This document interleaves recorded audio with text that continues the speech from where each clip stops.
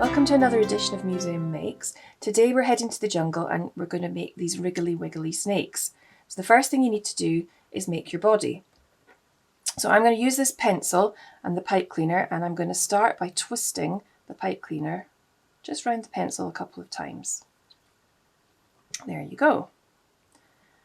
And the next thing you need to do is make the body. Now I've used paper straws because that's what we had in the house. If you have other types of straws like these plastic ones, that's absolutely fine. Really, really ordinary ones. What you need to do is you need to cut them up into little pieces. So here's some I've made earlier. I've got 8 small pieces. They're probably about 2 centimeters in length. And you just need to thread them onto your snake. Now, as I'm doing this, I'll try and speed up a little. You could use pasta. This penny's quite a good idea, for example, or maybe macaroni. You can paint your pasta. You could leave it plain and thread it on, or if you've got beads at home, you could use beads. I didn't have any beads, so I'm afraid I'm definitely wanting to use these straws. But I quite like these stripy paper straws that you get. They create a good effect. So there's the body of the snake. The next thing, I'm just going to put that to one side. The next thing we're going to do is we're going to make a head. So take a piece of card, probably paper's a little thin, so some kind of card. It could be white and you could colour it, use a coloured card, and you're going to draw a snake's head shape. This is a little template I've used. So it's kind of like an egg with a blunt end. You could make it round if you wanted. And again, here's one I've made earlier.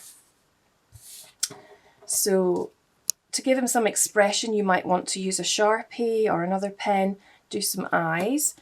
I've got these little eye stickers left kicking around from another project, so I'm going to just stick on a couple of these.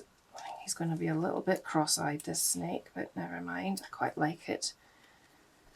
And then another piece of paper is fine for this. Again, it could be white paper that you've got, and you could just colour it in. And you're just going to cut a snaky tongue.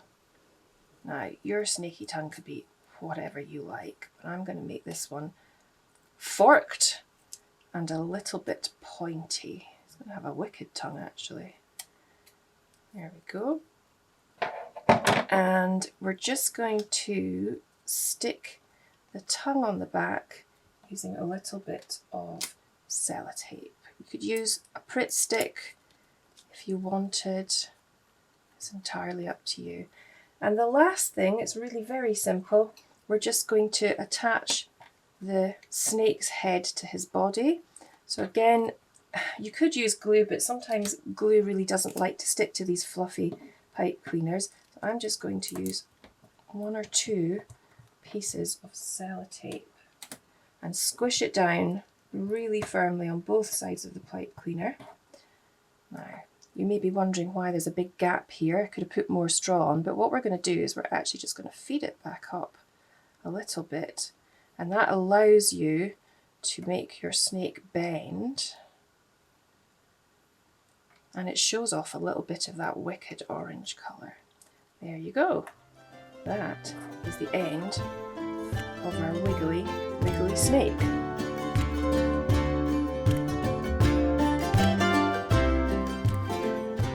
There are loads of other ideas out there for making snakes, so if you're inspired, you might want to make these little bookmark snakes. These are just lolly sticks that I've coloured with felt pens, and I've stuck on a paper tongue and some googly eyes. They look slightly mad, but pretty cute.